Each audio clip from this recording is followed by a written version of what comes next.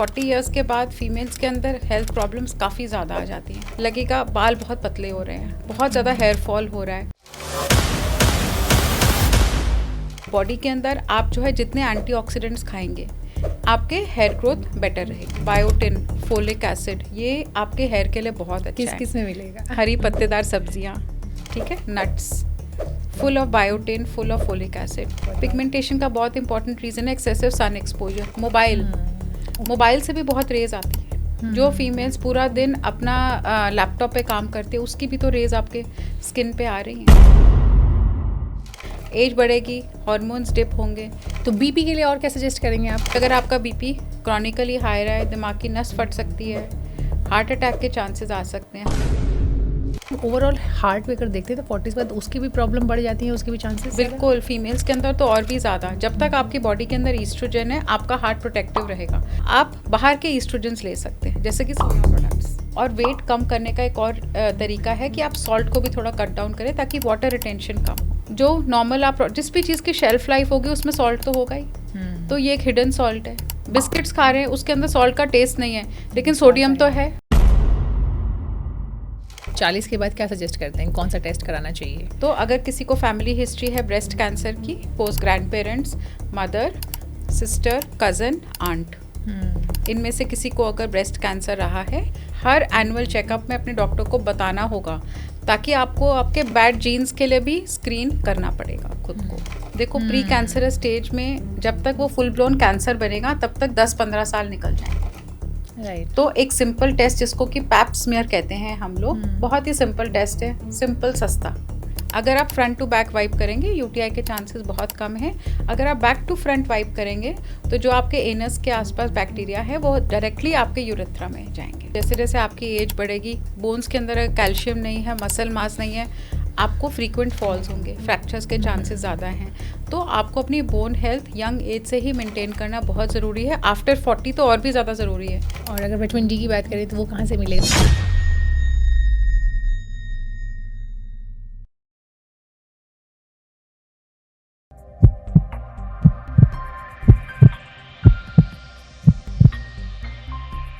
हम महिलाओं के पास पूरे घर की, पूरे परिवार की जिम्मेदारी होती है, और इस जिम्मेदारी के बीच अगर किसी को नेग्लेक्ट करते हैं तो खुद को। लेकिन एक उम्र ऐसी होती है जहाँ पे कि हमें अपनी सेहत पर ज़्यादा ध्यान देने की ज़रूरत होती है, और वो होती है 40 साल या उसके आसपास की उम्र, या फिर उसके बाद की उम्र। तो 40 साल के बाद कौन कौन से हेल्थ इश्यूज़ हो सकते हैं और कैसे हम अपनी सेहत को बेटर कर सकते हैं, कि कौन से हमें टेस्ट कराने चाहिए, किन चीज़ों का ध्यान रखना चाहिए, ताकि आने वाला टाइम जो है 50 की उम्र, 60 की उम्र, वो हमारे लिए अच्छी रहे और हमें बहुत ज़्यादा हेल्थ इश्यूज़ ना हो। आज इस बारे में बात करेंगे, और हमारे साथ जुड़ी हैं सीनियर गायनेकोलॉजिस्ट डॉक्टर रितु सेठी। डॉक्टर सेठी औरा सुपर स्पेशलिटी क्लिनिक की डायरेक्टर हैं, साथ ही साथ वो मैक्स हॉस्पिटल के साथ भी जुड़ी हुई हैं as a associate director. Ma'am, बहुत बहुत स्वागत है आपका। थैंक यू प्रियंका जी, मुझे इस प्लेटफॉर्म पे बुलाने के लिए। जी मैम, ये तो आप मानेंगे कि जो हम महिलाएं हैं, हमारे पास दुनिया भर के लिए टाइम होता है, दुनिया भर की केयर करते हैं, घर की, परिवार की, बच्चों की, लेकिन खुद के लिए टाइम नहीं होता। लेकिन एक उम्र ऐसी होती है लगभग 40 साल के आसपास, जबकि बहुत सारे हेल्थ इश्यूज़ शुरू हो जाते हैं, और अगर उस वक्त अपनी सेहत पर ध्यान नहीं दें तो ये आने वाला जो टाइम है उसके साथ ये हेल्थ इश्यूज़ बढ़ सकते हैं, प्रॉब्लम बढ़ सकती हैं।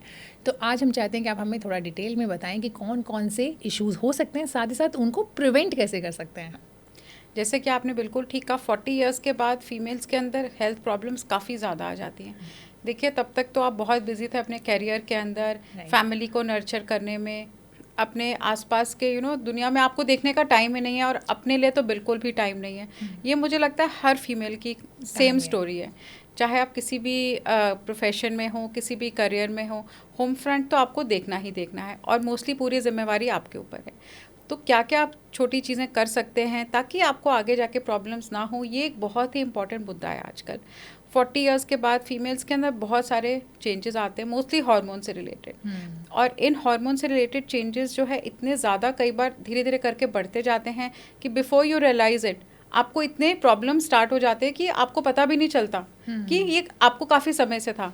आप जैसे फॉर एग्जाम्पल बैक एक, डिलीवरी के बाद आपने एक्सरसाइजेस नहीं की, आपने प्रॉपर अपने वेट का ध्यान ना रखा, तो 40 इयर्स के बाद जैसे जैसे आपकी मसल्स सैग करेंगी, आपको बैक एक की प्रॉब्लम स्टार्ट हो जाएगी। फिर जब हम आपसे पूछते हैं, महिलाओं से पूछते हैं, डॉक्टर मुझे तो ये प्रॉब्लम पिछले 5-6 साल से है। तो राइट, अच्छा, अब जब पूछेंगे कि आपने क्या डिलीवरी के बाद कैल्शियम इनटेक किया, डॉक्टर वो तो मैंने नहीं किया। आपने आयरन खाया, मैंने सप्लीमेंट्स भी कुछ नहीं खाए। आप अपनी डाइट के अंदर milk products, calcium rich products कितने लेते हैं, डॉक्टर वो तो मुझे बिल्कुल ध्यान नहीं रहता। तो आप सोचिए, आपकी बोन से कैल्शियम तो निकल ही रहा है, और आगे जाके ये प्रॉब्लम ऑस्टियोपोरोसिस की इतनी ज़्यादा सिवियर हो जाती है कि जैसे आपके फीमेल हार्मोन्स डिप करने लगेंगे, आपकी हड्डियाँ और कमज़ोर हो जाएंगी, आपकी हड्डियाँ ईजिली ब्रेक होंगी। तो फीमेल्स के अंदर 60 के बाद बहुत ज़्यादा केयरफुल रहना पड़ेगा कि आपको जो है, अगर आप गिरेंगे, आपके अंदर मोस्टली चांसेस हैं कि आपको फ्रैक्चर की प्रॉब्लम आएगी।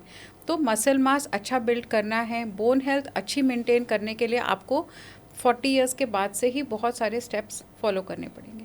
फॉर एग्जांपल, डाइट का बहुत अच्छा ध्यान रखें, वेट को कंट्रोल में रखें, वेरी इंपॉर्टेंट।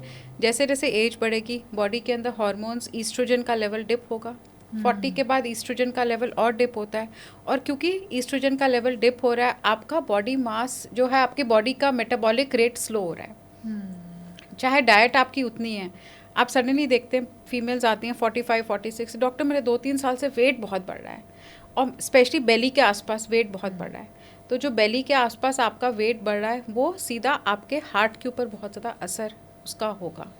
तो वेट को कंट्रोल में रखना बहुत ज़रूरी है। आपके हार्मोन्स डिप हो रहे हैं, ये तो सबको पता ही है, हार्मोन्स आपके धीरे धीरे करके कम होते जा रहे हैं, बॉडी के अंदर आपका फैट जम रहा है, आपकी डाइट भले उतनी ही है। जब पूछते हैं उनसे डेप्थ में जाके कि आपकी डाइट में कुछ चेंजेस हैं, डॉक्टर डाइट तो मेरी उतनी है, शायद पहले से कम ही हो गई है, लेकिन फिर भी मेरा वेट पता नहीं क्यों नहीं बढ़ रहा। तो इट्स अ नोन फैक्ट कि जैसे आपके बॉडी के अंदर हार्मोन्स कम होंगे, आपका मेटाबॉलिक रेट स्लो होगा, जिसकी वजह से फैट एक्यूमुलेट होगा एब्डोमेन के आसपास, और आगे चल के इसकी वजह से हार्ट डिजीज़ की प्रॉब्लम, थ्रोम्बोसिस की प्रॉब्लम, क्लॉट्स चलने की प्रॉब्लम, ब्रेन में क्लॉट होने की प्रॉब्लम ज़्यादा हो जाती है। तो इम्पॉर्टेंट है, वेट को कंट्रोल में ज़रूर रखें, हेल्दी बॉडी मास इंडेक्स रखना बहुत ज़रूरी है। इसके लिए डाइटरी चेंजेस और लाइफस्टाइल चेंजेस ज़रूर स्टार्ट करें।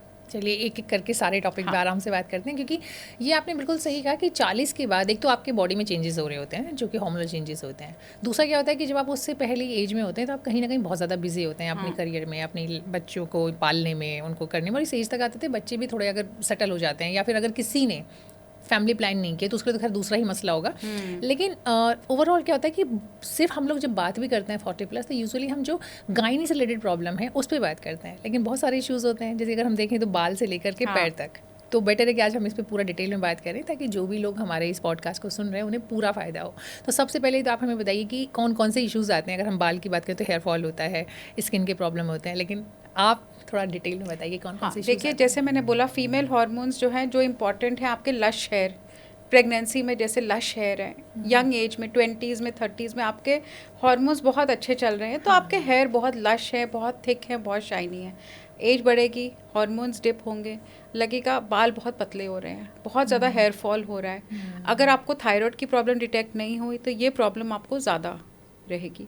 तो सब फीमेल्स को बोलते हैं थायराइड टेस्ट रूटीन में कराना ज़रूरी है, क्योंकि ये भी एक कंट्रीब्यूटिंग फैक्टर आ सकता है। और थायराइड का प्रॉब्लम होगा तो आपके बाल का प्रॉब्लम ज़्यादा होगा।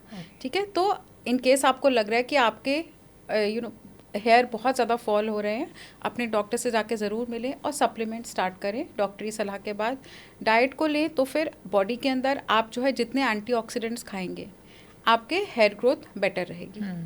मैं ये नहीं बोलूँगी कि आप जो है सप्लीमेंट्स का यूज़ करें ना करें, वो तो आपके डॉक्टर ही असेस करेंगे कि आपकी प्रॉब्लम कितनी सिवियर है, या कहीं आपको कुछ और इशू ना हो रहा हो बाल इतने झड़ने का।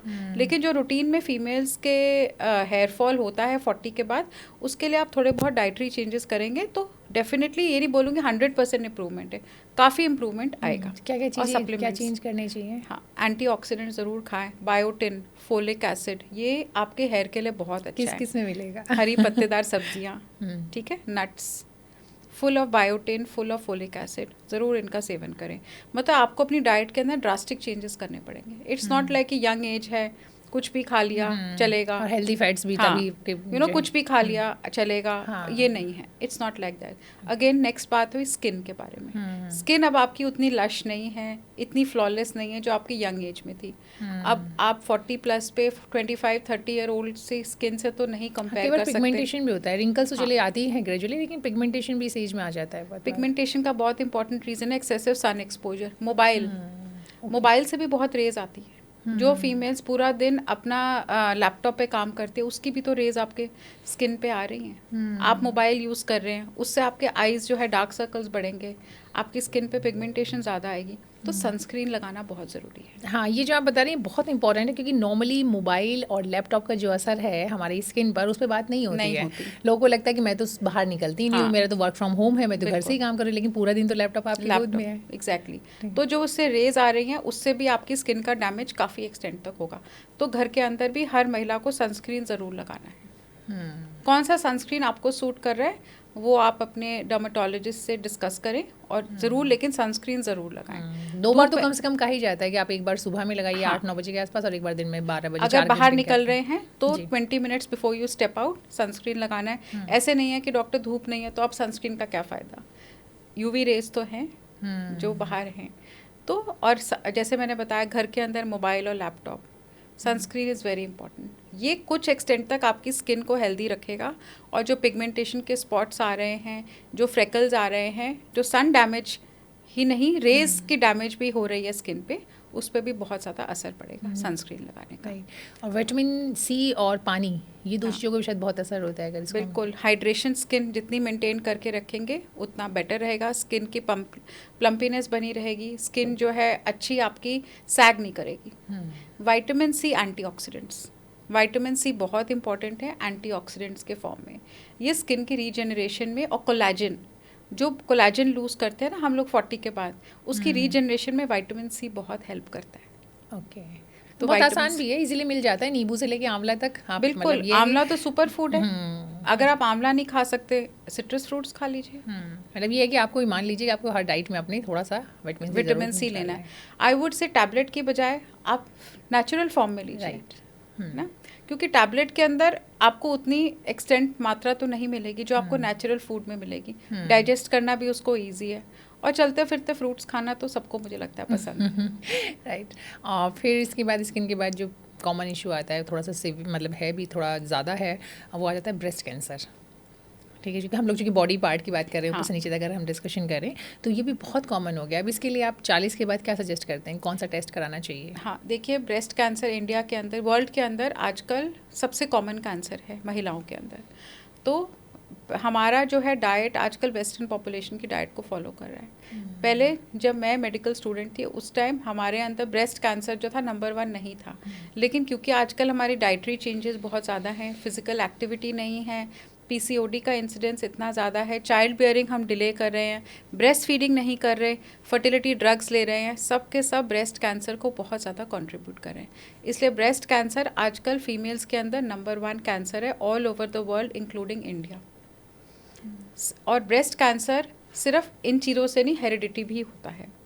तो अगर आपके अंदर कोई क्लोज रिलेटिव है, क्लोज रिलेटिव मतलब mother, sister, cousin, aunt, aunt मतलब मासी, बुआ, एनीबडी, फर्स्ट डिग्री रिलेटिव है ब्रेस्ट कैंसर से अफेक्टेड, ऐसे पेशेंट, मतलब ऐसी फीमेल के अंदर और ज़्यादा सतर्क रहना पड़ेगा, क्योंकि आपके अंदर वो बैड जीन्स मतलब वो बैड मैसेंजर्स जो आपको अपने पेरेंट्स से मिले हैं, वो हो सकता है आप कहीं ना कहीं कैरी कर रहे हैं। अगर आपके अंदर बैड मैसेंजर्स हैं तो वो ब्रेस्ट कैंसर के इंसिडेंस को बढ़ाएंगे। ब्रेस्ट ही नहीं, ओवरी का कैंसर भी जेनेटिक होता है। तो इसीलिए आपको रूटीन में अपनी मैमोग्राफी ज़रूर करवानी चाहिए। इसमें दादी और नानी का भी कोई कंट्रीब्यूशन? हाँ, ग्रैंड मदर, बिल्कुल। तो अगर किसी को फैमिली हिस्ट्री है ब्रेस्ट कैंसर की, फर्स्ट डिग्री रिलेटिव जैसे मैंने बताया, of course grandparents, mother, sister, cousin, aunt, इनमें से किसी को अगर ब्रेस्ट कैंसर रहा है, आपको अपना ज़्यादा सतर्क रहना पड़ेगा। हर एनुअल चेकअप में अपने डॉक्टर को बताना होगा, ताकि आपको आपके बैड जीन्स के लिए भी स्क्रीन करना पड़ेगा खुद को। आपके डॉक्टर आपको बताएंगे क्या क्या ब्लड टेस्ट आप करा सकते हैं। देखिए ब्लड टेस्ट करके बस इतना पता चल जाएगा कि आपकी ससेप्टेबिलिटी कितनी ज़्यादा है, क्योंकि ब्रेस्ट कैंसर हेरिडिटी होने के चांसेस 5 से 10% है। बाकी तो आपके लाइफस्टाइल डाइट पे बहुत ज़्यादा डिपेंड करता है। और तो जो 80-90% है उसको तो आप कंट्रोल कर सकते हो, बिल्कुल। 5 to 10% तो आपके कंट्रोल में है ही नहीं। तो एनुअल मैमोग्राफी वेरी इंपॉर्टेंट। किसी की फैमिली हिस्ट्री है, मैमोग्राफी अपने डॉक्टर 2 साल में सजेस्ट करते हैं? हाँ 2 इयर्स में, लेकिन अगर किसी की फैमिली हिस्ट्री है तो ज़्यादा आपको फ्रीक्वेंटली करवाना पड़ेगा। 35 इयर्स के बाद मैमोग्राफी, यूजली 40 इयर्स के बाद ही हम लोग रिकमेंड करते हैं, क्योंकि उसके बाद ब्रेस्ट की ना डेंसिटी थोड़ी चेंज हो जाती है। तो 40 इयर्स के बाद ही बेस्ट उसमें रिजल्ट्स आते हैं। तो annual mammography very important for all women. और आई थिंक उससे भी पहले ज़रूरी है कि आप खुद से अपना चेक करें। हाँ, ब्रेस्ट सेल्फ एग्जामिनेशन, तो उसको तो कोई मतलब वो तो बेस्ट ही है, क्योंकि मैमोग्राफी भी आपकी साल में 2 साल में एक बार होगी। और जो आप एग्जामिनिंग हैंड से खुद ब्रेस्ट सेल्फ एग्जामिनेशन से लम्प्स या नॉट्स को पिकअप कर सकते हैं, उससे बेस्ट तो कोई चीज़ ही नहीं। तो ये इसमें आप थोड़ा सा और अगर डिटेल में बता पाएँ कि कब करना चाहिए, पीरियड के पहले दिन या क्या इसका अगर कोई पीरियड के बाद आप ब्रेस्ट सेल्फ एग्जामिनेशन करें शावर में। आपके डॉक्टर से जब आप हेल्थ चेक के लिए जाएंगे आपको पूरा समझाएंगे कैसे करना है। तो it's really easy to do, और मेरे ख्याल से 5 या 10 मिनट में ही पता चल जाएगा। अगर कोई भी नॉट या लंप फील हो रहा है, किसी तरह की गांठ हो, कोई तरह का डिस्चार्ज हो, कुछ पता चल रहा है, तो आप कुछ स्किन के ऊपर चेंजेस हैं, ब्रेस्ट की स्किन के ऊपर अगर आपको चेंजेस है, ये भी एक बहुत अलार्मिंग साइन है। अच्छा, हाँ। अगर आपको स्किन में चेंजेस नज़र आ रहे हैं, डिस्चार्ज लग रहा है ब्रेस्ट के अंदर, तो अपने डॉक्टर को आप ज़रूर बताएं। अच्छा, गांठ के लिए जब कहते हैं कि गांठ होती है, तो वो गांठ दर्द होता है तो कैंसर होने के चांस है, या जिसमें दर्द नहीं है उसके कैंसरस होने के चांस? नहीं, ऐसा नहीं है कि जो ब्रेस्ट कैंसर है वो पेनलेस होता है। It's not like that. Mostly महिलाएं इस चीज़ से कंफ्यूज करती हैं, इसीलिए तो पेनलेस ब्रेस्ट कैंसर पेनफुल भी हो सकता है अगर ऊपर वाली स्किन को उसने इन्वॉल्व कर लिया है। ओके। तो painful painless lump is not a criteria कि वो कैंसरस या नॉन कैंसरस है। देखिए लंप्स बहुत फीमेल्स को फैट के लंप्स होते हैं, जिसको हम लोग फाइब्रोएडिनोमा बोलते हैं। तो ऐसे नहीं है कि आपको थोड़ा सा भी लंप निकले आप बहुत अलार्म हो जाए कि मुझे ब्रेस्ट कैंसर है, ऐसा नहीं है। लेकिन अपने डॉक्टर को ज़रूर दिखाएं और अपने रूटीन के टेस्ट करवाएं। राइट। तो ब्रेस्ट कैंसर के बाद अगर हम लोग एक बहुत कॉमन प्रॉब्लम आती है, तो वो आती है, अगर हम कैंसर पे ही बात करें तो आपने जैसे जिक्र भी किया कि वो आपका या तो ओवेरियन कैंसर होगा या फिर आपका और कौन सा कॉमन कैंसर होता है? Colon cancer. कोलोन कैंसर भी हेरिडिटी है। अच्छा। और कोलोन कैंसर का इंसिडेंस भी आजकल बहुत ज़्यादा कॉमन है। ओके। तो कोलोन कैंसर हेरिडिटी है। कोलोन कैंसर एक सिंपल कोलोनोस्कोपी से पिकअप हो जाता है। हर महिला को 45 इयर्स के बाद कोलोनोस्कोपी ज़रूर करवानी चाहिए। बाहर के देशों में तो रूटीन है कोलोनोस्कोपी। हाँ, इंडिया में तो खैर अभी हाँ, हमारे अंदर इतनी अवेयरनेस नहीं है। लेकिन अगेन क्योंकि आजकल कोलोन कैंसर इतना ज़्यादा फ्रीक्वेंट हो गया है, तो मैं कोलोन कैंसर की स्क्रीनिंग भी रिकमेंड करती हूँ। और महिलाओं वाला कोई और कैंसर? पैप्समेयर तो करवा ही रहे हैं, 3 इयर्स में एक बारी पैप्समेयर बहुत ज़रूरी है। ये बच्चेदानी के मुंह का कैंसर, जिसको कि सर्वाइकल कैंसर बोलते हैं, वो पिकअप करता है। अब बेस्ट चीज़ सर्वाइकल कैंसर के बारे में ये है कि ये ना एक प्री कैंसरस स्टेज पे पिकअप हो जाता है। देखो प्री कैंसरस स्टेज में जब तक वो फुल ब्लोन कैंसर बनेगा तब तक 10-15 साल निकल जाएंगे। राइट। तो एक सिंपल टेस्ट जिसको कि पैप्समेयर कहते हैं हम लोग, बहुत ही सिंपल टेस्ट है, सिंपल सस्ता, 2 मिनट लगेंगे गायनोकोलॉजिस्ट के चेम्बर में। पीरियड नहीं होना चाहिए, इन्फेक्शन अगर है तो नहीं हो पाएगा टेस्ट ठीक से। तो पहले आपके डॉक्टर आपको बताएंगे कि अप्रोप्रिएट टाइम है कि नहीं है करने का उसको। तो आप डॉक्टर 2-4 मिनट में यूट्रस के माउथ से, जिसको सर्विक्स बोलते हैं, एक स्लाइड बना के उसको टेस्टिंग के लिए भेजेंगे। उसमें पता चल जाएगा कि कहीं कुछ प्री कैंसरस या कैंसरस सेल्स तो नहीं है। और बेस्ट चीज़ इसके बारे में ये है कि इसके अगेंस्ट आजकल एक वैक्सीन भी आ गई है, जो कि 45 ईयर्स तक महिलाएं लगवा सकती हैं। राइट। तो उसमें कितना इफेक्टिव है लेट में? क्योंकि उसमें तो ये कहा जाता है कि जितना अर्ली आप लगवाएंगे उतना बेनिफिशियल है। बिल्कुल, क्योंकि ये जो है आपको वैक्सीन, वो आपको वायरसेस जो कि कैंसर कॉजिंग है उसके अगेंस्ट है। अब देखिए वैक्सीन तो कोई इन्फेक्शन के अगेंस्ट ही बनेगी ना। तो ये ह्यूमन पैपिलोमा वायरस कॉज होता है सर्वाइकल कैंसर का जी। और ये HPV के अगेंस्ट जो है बना हुआ है वैक्सीन। तो आजकल तो पीडियाट्रिक शेड्यूल में भी ये वैक्सीन रिकमेंडेड है। तो 9 ईयर से ही रिकमेंडेशन है उसका, रिकमेंडेड है। तो लेकिन अगर बाय चांस किसी महिला का मिस हुआ, जैसे पहले नहीं था, वो लगवाना चाहती है, तो 45 ईयर्स तक ये वैक्सीन रिकमेंडेड है। सबसे पहले तो आपको पेप स्मीयर करा लेना है 3 साल में, और साथ ही साथ अच्छी बात ये है कि अगर आपको ये आपके शुरुआती मतलब होने से पहले हाँ उस स्टेज में पता चल सकता है तो ये बहुत बेनिफिशियल है कि आप बच सकते हैं कैंसर जैसी बीमारी से। चलिए, कैंसर तो खैर एक बहुत बड़ा खतरा है और उससे लोग डरते भी हैं और बचना चाहते हैं, तो ज़रूर जो भी टेस्ट आप बता रहे हैं वो कराएं। लेकिन एक बड़ी कॉमन प्रॉब्लम महिलाओं को आती है, वो होती है UTI, जो कि बहुत बहुत कॉमन है। अब UTI होने का मेन रीज़न क्या है, और वो भी एज के साथ बढ़ता चला जाता है? एज के साथ साथ यूटीआई का इशू बहुत ज़्यादा बढ़ेगा। वो इसलिए क्योंकि आपके बॉडी के अंदर जो है ईस्ट्रोजन लेवल फॉल हो रहा है। जो वजाइना की लाइनिंग है उसके अंदर ईस्ट्रोजन के रिसेप्टर्स हैं। जितने वो रिसेप्टर्स कम होंगे बैक्टीरिया जल्दी वहाँ पे आएंगे। और जो यूरेथ्रा की लाइनिंग है उसके ऊपर भी ईस्ट्रोजन के रिसेप्टर्स हैं। यूरेथ्रा फीमेल्स के अंदर वैसे ही बहुत शॉर्ट रहता है, तो आपको यूटीआई की प्रॉब्लम बढ़ती जाएगी जैसे जैसे आपकी एज बढ़ेगी। और अगर ये यूटीआई बहुत ज़्यादा हो जाए, मतलब बहुत फल्मिनेंट, या जिसको बोलूँ बहुत ज़्यादा मात्रा में बैक्टीरिया बॉडी को अगर इन्वेड कर लें, वो आपकी किडनीज़ को भी डैमेज कर सकते हैं। तो यूटीआई ऐसी चीज़ है जिसको बिल्कुल भी लाइटली किसी भी फीमेल को नहीं लेना चाहिए। तुरंत जाके उसका ट्रीटमेंट करवाना बहुत ज़रूरी है। ओके, तो यूटीआई होने का एक तो आपने रीज़न बता दिया कि हार्मोन, अब उस पर तो हम बहुत ज़्यादा कुछ काम नहीं कर सकते, लेकिन और क्या चीज़ें जैसे कि शायद पानी का इंटेक बढ़ाने से, पानी का इंटेक बढ़ाएं, हाइजीन अच्छा रखें, कोशिश रखें कि पब्लिक वॉशरूम जितना अवॉइड कर सके। अब देखिए फीमेल्स मैंने देखा है, हम बोल रहे हैं कि आप जो है पब्लिक वॉशरूम यूज़ ना करें। सब लोग वर्किंग हैं आजकल, पब्लिक वॉशरूम्स यूज़ करते हैं ऑफिस में, तो ऐसे नहीं है ना कि आप पानी नहीं पियोगे ताकि आपको वॉशरूम में जाना पड़े। तो आप अपने साथ ये रखें कि कुछ ऐसे आजकल प्रोडक्ट्स भी आ गए हैं जिससे आप जो है क्लीन रख सकते हैं, खुद को क्लीन रख सकते हैं। अपने आसपास जो वॉशरूम्स यूज़ कर रहे हैं थोड़ा बहुत तो उस पर कुछ यूज़ कर सकते हैं ताकि आपको यूटीआई ना हो, क्योंकि यूटीआई पब्लिक वॉशरूम से बहुत ज़्यादा लोग पिकअप करते हैं। एक दो कुछ कॉमन टिप्स होते हैं जो कि कई बार मैंने कहीं देखा है या सुना, कहते हैं जैसे आप जाते हैं तो एक सबसे पहले तो फ्लश कर लें किसी दूसरे को यूज़ करने से पहले। दूसरा जो आप बता रहे हैं कि डिसइंफेक्टेंट होते हैं ना, यूज़ कर वो आप यूज़ कर सकते हैं ताकि स्प्रे कर लें उसको यूज़ करने से पहले। तो ये कुछ कॉमन चीज़ें हैं जो कॉमन प्रैक्टिस है जिनसे एटलीस्ट वाइप करें जब भी खुद को फ्रंट टू बैक। ओके, अगर आप फ्रंट टू बैक वाइप करेंगे यूटीआई के चांसेस बहुत कम हैं।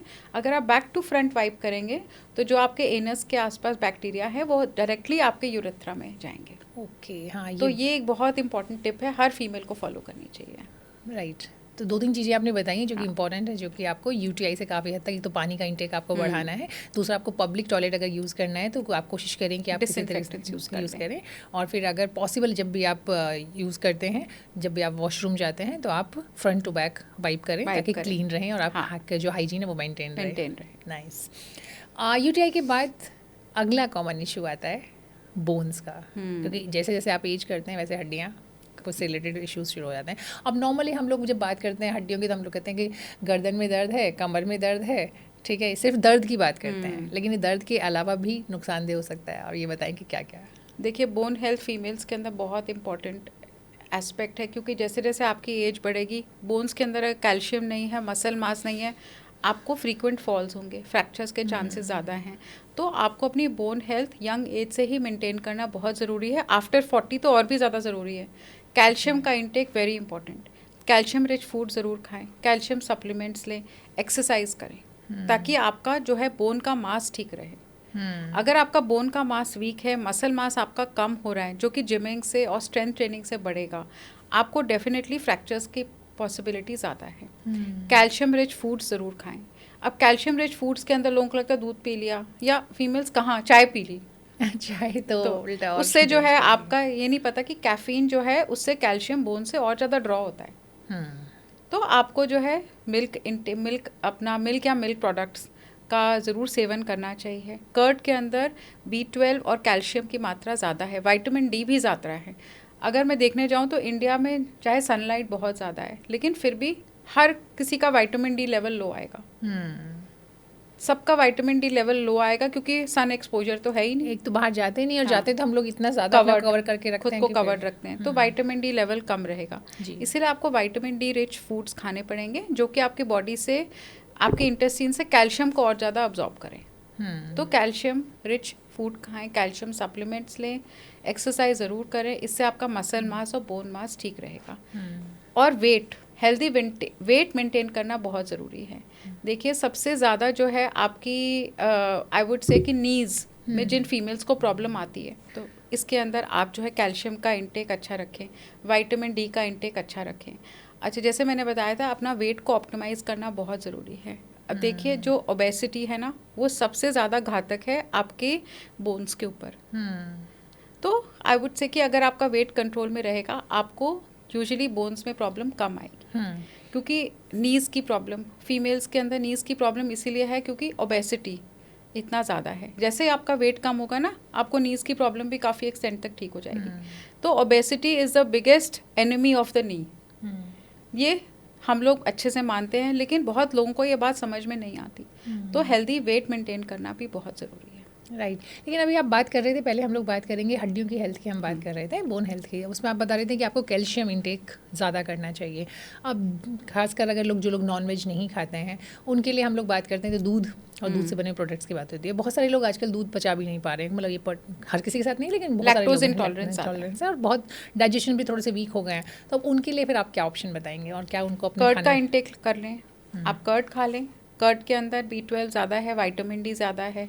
जितना विटामिन डी बॉडी में जाएगा उतना कैल्शियम अब्जॉर्प्शन ज़्यादा रहेगा। मिलेट्स बहुत अच्छा सोर्स है कैल्शियम का। Ragi full of protein, full of calcium, full of fibre. तो ये जो ओल्ड एज चीज़ें हैं ना मिलेट्स खाने की आजकल वापस आ रहे हैं हमारी डाइट के अंदर।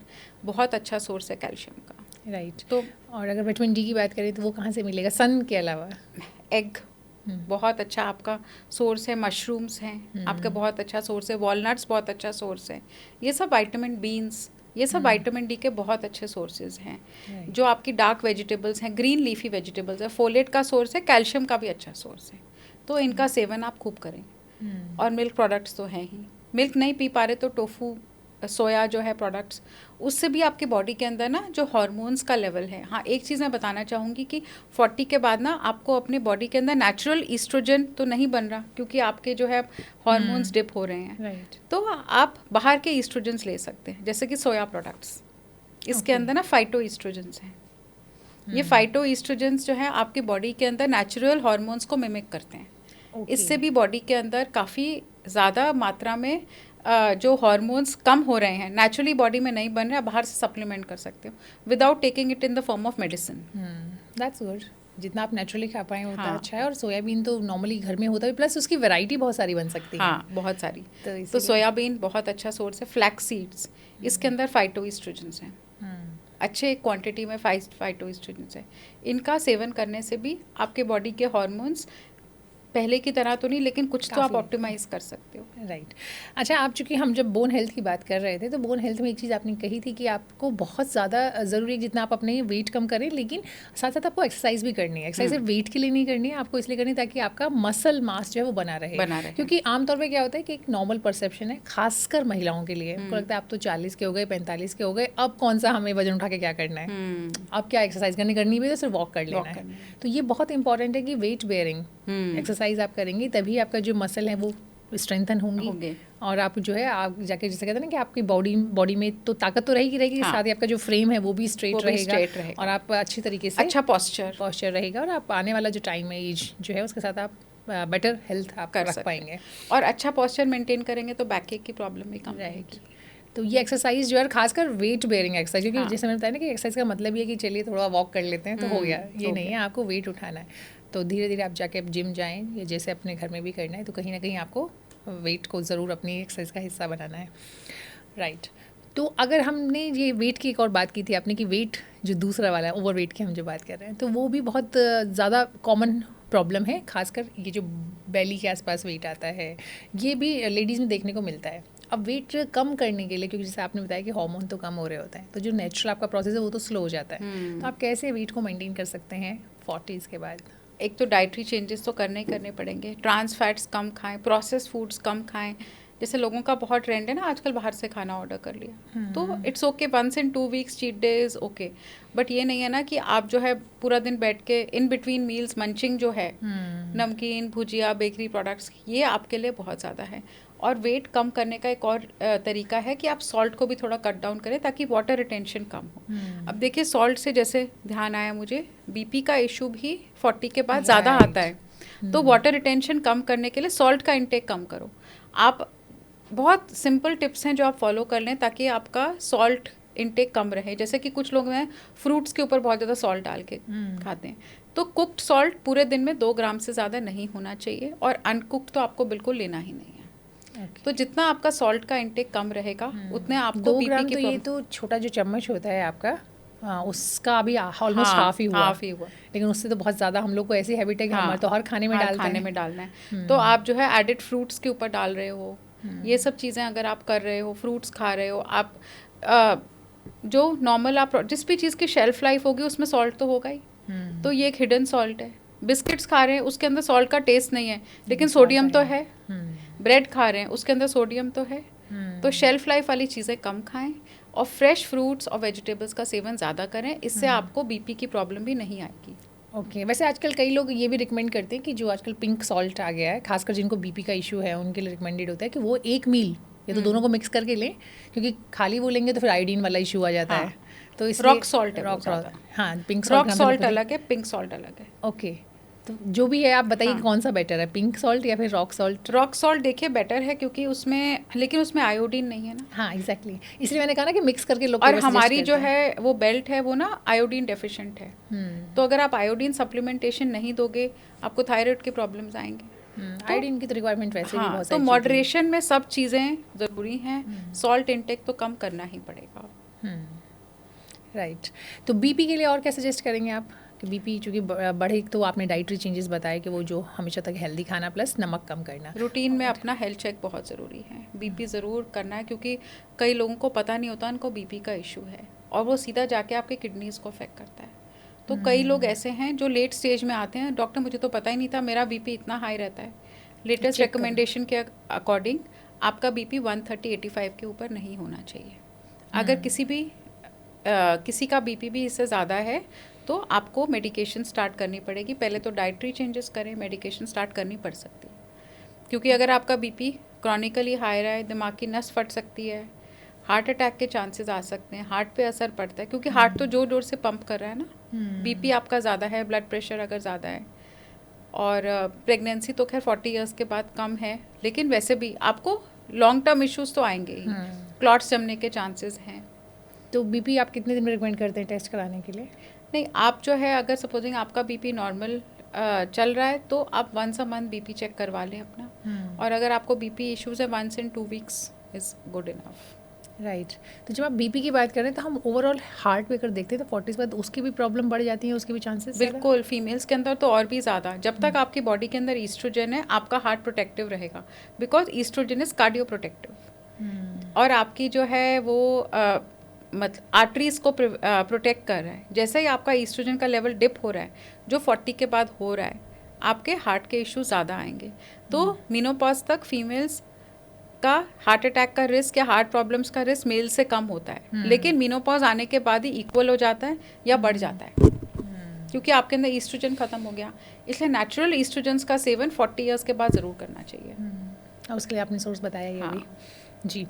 तो चूँकि आपने जो बताया कि अब मीनोपॉज का जिक्र किया, मीनोपॉज अगेन चूँकि ये वाला 40s के आसपास का जो टाइम है वो ऐसा है, जबकि मीनोपॉज नहीं भी होता है तो लेकिन उसकी शुरुआत जैसे पेरी मीनोपॉजल फेज हम लोग बोलते हैं वो स्टार्ट हो जाता है। अब वहाँ पर आप क्या सजेस्ट करेंगे औरतों को कि कैसे डील करें इस फेज से?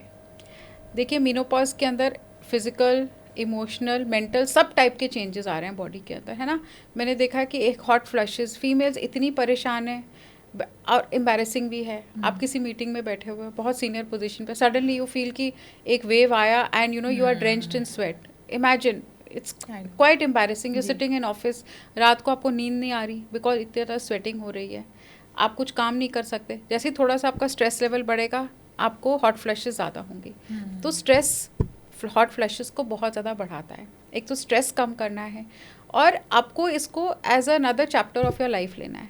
मीनोपॉज का टाइम जो है ना, हॉट फ्लैशेस यूजुअली 2 या 3 साल के बाद कम हो जाते हैं। ये इसलिए क्योंकि हॉर्मोन्स का सडनली बढ़ रहे हैं बॉडी के अंदर, वो एक पीक आई और कम हो गई, तो इसलिए हॉट फ्लैशेस आएंगे। तो ये आपको एक नॉर्मल जस्ट टेक इट कि एक ट्रांजिशन फेज है।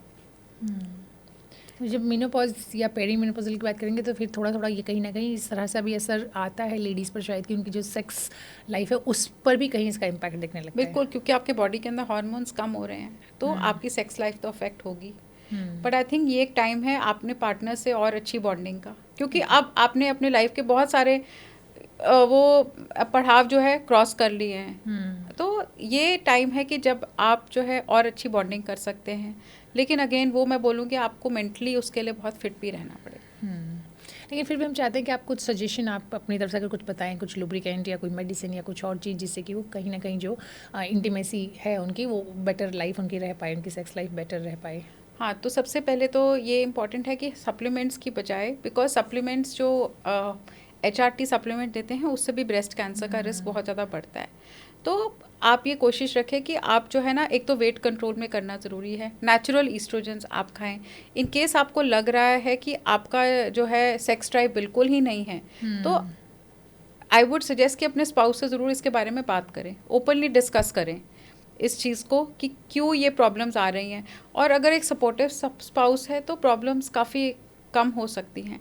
और एक सपोर्ट ग्रुप बना के रखना ना अपने जैसे एज ग्रुप की फीमेल्स के साथ, ताकि सबकी प्रॉब्लम्स के आपको लगेगा शायद ये मेरे साथ ही हो रहा है, तो आप जितना अपनी प्रॉब्लम को डिस्कस करोगे ना, आपको खुद को लगेगा कि नहीं ये मेरे साथ नहीं, शायद हो it could have been worse, इससे और ज़्यादा भी प्रॉब्लम आ सकती है जो मुझे नहीं आ रही। तो वो भी बहुत एक्सटेंड तक रीअश्योरिंग हो सकता है। जहाँ तक वजाइनल ड्राइनेस की बात है, हाँ, ओवर द काउंटर बहुत सारे लुब्रिकेंट्स वगैरह हैं अवेलेबल। और एक चीज़ मैं फीमेल्स को बोलती हूँ कि अब तो आपको फर्टिलिटी के बारे में बिल्कुल नहीं सोचना, तो वो तो एक एस्पेक्ट है ना जो अब आपका नहीं है। तो ये चीज़ सोच के ही आप थोड़ा सा रिलैक्स हो जाओ, क्योंकि यूजली प्रेगनेंसी का डाउट तो हमेशा फीमेल्स को रहता ही है। आई वुड से कि एक डाउट नहीं बोलूँगी, एक रिस्क, हाँ, डर बोल लीजिए आप, डर इज़ अ राइट वर्ड, कहीं ना कहीं रहता ही है। राइट। ये सारी चीज़ों के बाद एक सबसे कॉमन जो हेल्थ इशू आता होता है डायबिटीज़, वो भी एज के साथ बढ़ना शुरू हो जाता है, मेल्स में भी और फीमेल्स में भी। तो वेट भी बढ़ता है तो फिर चांसेस ज़्यादा बढ़ जाते हैं, हार्मोनल चेंजेस होते हैं। तो डायबिटीज़ से बचने के लिए या फिर उसके लिए टेस्ट अगर कराना है तो आप कितने दिन टेस्ट रिकमेंड करते हैं, या उसका प्रिवेंशन कैसे कर सकते हैं? टेस्ट तो HbA1c है जो 3 मंथ्स तक आपका शुगर का चार्ट दिखेगा, ठीक है, आपको बताएगा कितना आपका शुगर का लेवल है। HbA1c आप रूटीन में करवाएं अपने रेगुलर हेल्थ चेक्स में। वेट को कंट्रोल में रखना ज़रूरी है। अगर आपको प्रेगनेंसी में शुगर की प्रॉब्लम रही है, जिसको हम जेस्टेशनल डायबिटीज़ बोलते हैं, तो आपके चांसेस ज़्यादा हैं कि आपको 40 के बाद शुगर आएगा। तो that is sort of a warning. Pregnancy के अंदर अगर किसी महिला को जेस्टेशनल डायबिटीज़ आया है तो उसके चांसेस ज़्यादा हैं कि उसको बाद में जाके 10-12 साल के बाद शुगर की प्रॉब्लम आएगी। तो ये आपको अपनी हिस्ट्री रिकलेक्ट करनी है कि मुझे कभी ना कभी ये शुगर का इशू आया था, तो मुझे और ज़्यादा सतर्क रहना पड़ेगा। एक्सरसाइज, स्ट्रेस कम से कम, और डाइट, ये 3 चीज़ें हैं शुगर मतलब डायबिटीज़ प्रिवेंट करने के लिए नेचुरली। लेकिन अगर आपको आई गई है दिक्कत तो मेडिकेशन पे जाना पड़ेगा। अच्छा, इसमें भी एक चीज़ है कि नॉर्मली जब हम लोग शुगर की या डायबिटीज़ की बात करते हैं तो लोग शुगर कट ऑफ कर देते हैं, पहले से करने लगे हैं आजकल तो लोग कि नहीं चाय में भी छोड़ दे, ये भी छोड़ दे, चीनी छोड़ दे, बहुत अच्छी बात है। लेकिन इससे भी बड़ा जो प्रॉब्लम आता है वो आता है कार्ब से। जब आप शुगर की बात करते हैं खासकर डायबिटीज़ की, उस पर लोग उतना ध्यान नहीं देते, तो यहाँ पर आपका एडवाइस क्या होगा? हाँ, तो आपके कार्ब्स तो डेफिनेटली कट डाउन करने पड़ेंगे, स्पेशली आपको रिफाइंड फ्लावर जैसे कि मैदे की चीज़ें कम से कम, जिसके अंदर शुगरी चीज़ें, कोल्ड ड्रिंक्स, पैक जूसेस कम लें, क्योंकि इन सब के अंदर एडेड शुगर है। जूसेस ओवरऑल भी कम लें, और फ्रूट्स वेजिटेबल्स फ्रेश खाएं। Added Indian sweets full of sugar. और अगर आपकी फैमिली हिस्ट्री डायबिटीज़ की, जो मुझे लगता है सबकी है ऑलमोस्ट, जिससे भी पूछेंगे कोई ना कोई निकलेगा डायबिटिक घर के अंदर, तो आपके चांसेस ज़्यादा हैं। और इंडिया तो वैसे ही वर्ल्ड का डायबिटिक कैपिटल है। तो आप जो है ये सब चीज़ें कट डाउन करें। लाइफस्टाइल में आपको स्ट्रेस भी कम करना है, जितना बॉडी के अंदर स्ट्रेस रहेगा उतना स्ट्रेस ज़्यादा होने से भी डायबिटीज़ के चांसेस बढ़ते हैं, क्योंकि जो स्ट्रेस हार्मोन है कॉर्टिसोल, वो बॉडी के अंदर शुगर इंक्रीज करता है to fight the stress. Body को एनर्जी चाहिए ना किसी टाइप के स्ट्रेस को काउंटर करने के लिए, तो आपको जो है कॉर्टिसोल का लेवल कम करने के लिए नींद अच्छी लेनी है, 6 to 8 hours, वेरी इंपॉर्टेंट। आपको लगेगा कि आप जो है ठीक है 2-3-4-5 घंटे नींद से मैं कर लेती हूँ, लेकिन बहुत लॉन्ग टर्म ये नहीं चलने वाला। लेकिन नींद तो कई बार अपने आप ही इशू हो जाता है ना इस एज में आकर। जैसे एक तो आपका वही पेरीमेनोपॉजल फेज हो गया, तो उसमें आपके हॉट फ्लैशेस होते हैं, कुछ ऐसे डर भी होते हैं कि अच्छा आप तो चलिए मैं इस एज में आ गई हूँ, तो वो सब कह लीजिए। थोड़ा सा एज बढ़ने के साथ सभी को लगता है, औरतों को खासकर लगता है कि अब मैं पहले जैसे ही नहीं रही, मेरा वो चार्म कम हो रहा है, तो वो तो फिर स्ट्रेस बढ़ती है, स्ट्रेस बढ़ती है तो नींद वैसे ही चली जाती है। अब अच्छी तो फिर इसको आपको पॉजिटिव तरीके से लेना है कि ये तो एजिंग ग्रेसफुली, अब सब हमेशा पहले की तरह चीज़ें तो नहीं रह सकती, हो सकता है अब और बहुत अच्छी पॉजिटिव चीज़ें हैं जो पहले नहीं थी। इस तरीके का अगर आप आउटलुक रखेंगे तो डेफिनेटली, और मैं तो सब फीमेल्स को बोलती हूँ अपने आसपास एक ऐसा सर्कल रखो जो आपकी एज ग्रुप का ही है, ताकि आपको वो मतलब सपोर्ट मिलता रहे।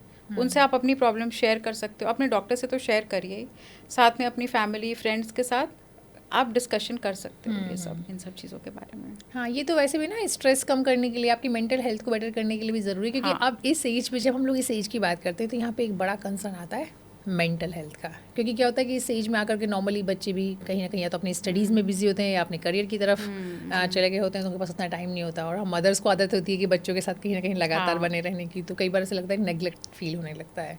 हस्बैंड्स भी हैं तो वो भी कहीं ना कहीं सीनियर लेवल पे होते हैं, तो वो भी ज़्यादा बिजी होते हैं, ऑक्यूपाई होते हैं, तो आपको कहीं ऐसा लगने लगता है कि अब मैं वो इंपॉर्टेंस मेरी नहीं रही, और ये चीज़ थोड़ा सा डिप्रेशन की तरफ ले जाती है लेडीज़ को। अब इसके लिए आपका एडवाइस क्या होगा कि वो इस एज में आके कैसे अपनी मेंटल हेल्थ को अच्छा रख सकते हैं? देखिए, इसके लिए बहुत ज़रूरी है कि आप जो है अच्छा सपोर्ट ग्रुप, जैसे मैंने बोला, वो बना के रखें। सेकेंडली, अब आप ये सोचें कि एक पॉजिटिव पॉइंट ये है कि अब आपके बहुत ज़्यादा टाइम है अपने लिए। अपने लिए टाइम है तो आप अपनी हॉबीज़ जो पहले आप नहीं कर पाए थे, जैसे पेंटिंग, कई लोगों को गार्डनिंग का बहुत शौक होता है, पेंटिंग का शौक है, सिंगिंग का शौक है, तो ये सब हॉबीज़ अब आप टेकअप कर सकते हैं, अपने लिए ज़्यादा वक्त निकाल सकते हैं जो पहले आपको नहीं रहा। और अगर सब लोग अपनी लाइफ में वेल सेटल्ड हैं, फैमिली में बच्चे अपनी, तो अगर ऐसा कुछ है कि सब लोग अपनी लाइफ में बिजी है, ये तो मतलब एक बहुत ही पॉजिटिव कि आपने अपनी फैमिली को इतना अच्छा नर्चर किया। इसमें तो कोई नेगेटिव लेने वाली कोई बात ही नहीं है। मोस्टली बच्चे अपना पढ़ने निकल जाते हैं, अपनी प्रोफेशनल लाइफ में निकल जाते हैं, तो ये ना सोचे कि आप एम्प्टी नेस्टर हैं। एम्प्टी नेस्ट जो है ना, आजकल लोग बोलते हैं कि, जैसे मुझे भी बोलूँ, लोग बोलते हैं आप तो एम्प्टी नेस्टर हो, अपने अपने चले गए बच्चे पढ़ने के लिए, तो ठीक है, इसमें तो अच्छी बात है कि अपने now you have more time for yourself and you can probably do better in your career which you were not able to, क्योंकि घर की कंस्ट्रेंट्स तो हर एक फीमेल के थी ही पहले। तो ये एक अच्छा इंपॉर्टेंट एस्पेक्ट है कि अब आपके पास टाइम बहुत है। और हाँ, आपको अपनी मेंटल हेल्थ मेंटेन करने के लिए अपने आसपास लाइक माइंडेड लोगों से टच में रहना बहुत ज़रूरी है। पुरानी फ्रेंडशिप्स अब आप दोबारा से रिजुविनेट कर सकते हो। जिसके पास आपके पास टाइम नहीं था शायद अपने पहले फ्रेंड सर्कल के लिए, तो वो अब आप सभी आपकी तरह हैं, you are all sailing in the same boat. सबके पास पहले टाइम नहीं था, अब बहुत टाइम है, तो वो सब आप करेंगे तो डेफिनेटली मुझे लगता है बहुत पॉजिटिव रहेगा ये आपकी मेंटल हेल्थ के लिए। और ये बहुत ज़रूरी है कि आप इसको लाइफ का एक फेज़ की तरह लें। हाँ, देखिए, जैसे अब आप टेंशन भी लेंगे, सोचेंगे कि ऐसा क्यों हुआ, तो भी रुकना तो है नहीं, तो इसको अच्छा है कि आप पॉजिटिव लें, मतलब आपकी जो एज ग्रेसफुली आप उसके साथ आगे बढ़ें। अभी तक जो हमने बातचीत की है उसमें बहुत सारे टॉपिक को टच किया है, और ऑलमोस्ट जो भी कंसर्न हो सकते हैं, जो भी हेल्थ इश्यूज़ हो सकते हैं इस एज पे आकर के, वो सब पे आपने बात की। हम चाहते हैं कि आप एक बार थोड़ा, जो व्यूअर्स बाद में आकर हमसे जुड़े हैं उनके लिए बताएं कि 40s के आसपास आकर के कौन कौन से हेल्थ इश्यूज़ होते हैं, और प्लस उनका जो सॉल्यूशन है वो क्या हो सकता है। हाँ, तो प्रियंका जी देखिए, तो 40 इयर्स जो है, आई वुड से कि एक लाइफ चेंजिंग एक्सपीरियंस है हर एक फीमेल के लिए, बिकॉज अब आप उतने यंग भी नहीं हैं, जो आपके हार्मोन्स आपकी बॉडी को बहुत ज़्यादा सपोर्ट कर रहे हैं, और आप मेंटली भी इतने शायद एक्टिव अब ना हो जितने आप पहले थे अपने अर्ली 20s में, बट आप करियर पे एक पर्टिकुलर पीक पे पहुंच गए, तो अब आपका टाइम है अपने ऊपर ज़्यादा फोकस रखने के लिए। इसके लिए आपको अपनी डाइट पे बहुत ज़्यादा ध्यान रखना पड़ेगा। एक होलसम डाइट बहुत इम्पॉर्टेंट है, fresh green leafy vegetables, fresh fruits, less of refined products, less of processed foods, less of bad fats which is trans fats, जो कि शेल्फ प्रोडक्ट्स में होते हैं, उन चीज़ों का सेवन कम करें। तो सबसे ज़रूरी है अपने diet overall, very important after 40।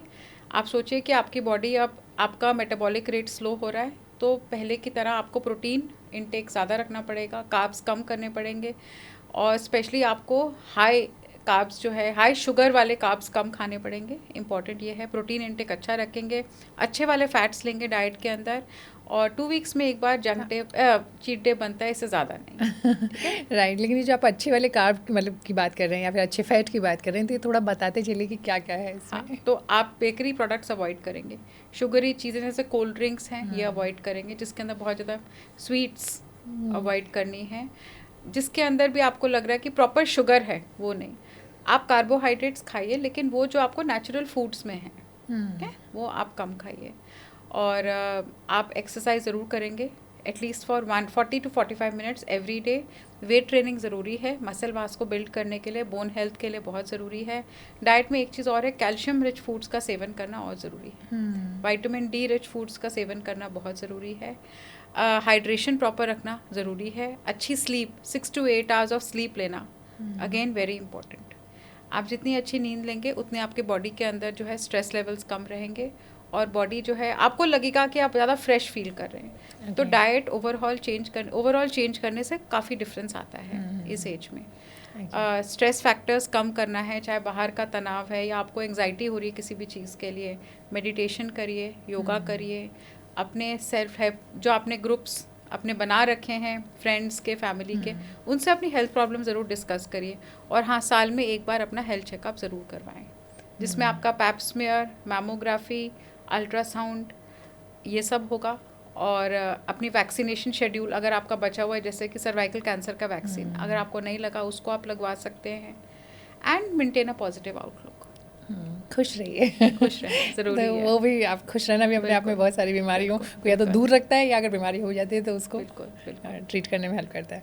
चलिए, बहुत अच्छा लगा आपसे बात करके और हमें पूरी उम्मीद है कि जो भी लोग हमारे इस पॉडकास्ट को सुन रहे हैं उन्हें जो है बहुत फ़ायदा होने वाला है इस पूरी बातचीत का, क्योंकि किसी एक चीज़ के बारे में आपने नहीं बताया। आपने 40 साल के आसपास या उसके बाद जो भी हेल्थ इश्यूज़ हो सकते हैं उस सब के बारे में बात की है, सबके ट्रीटमेंट की बात की है, लेकिन उससे भी बड़ी बात है कि उनका जो प्रिवेंशन आप कैसे कर सकते हैं कि वो कोई बड़ा कंसर्न, बड़ा हेल्थ प्रॉब्लम ना बने, उस पर भी हमने बात की है। थैंक यू सो मच, बहुत बहुत शुक्रिया आप आई और आपने इतना सारा वक्त हमें दिया। Thank you.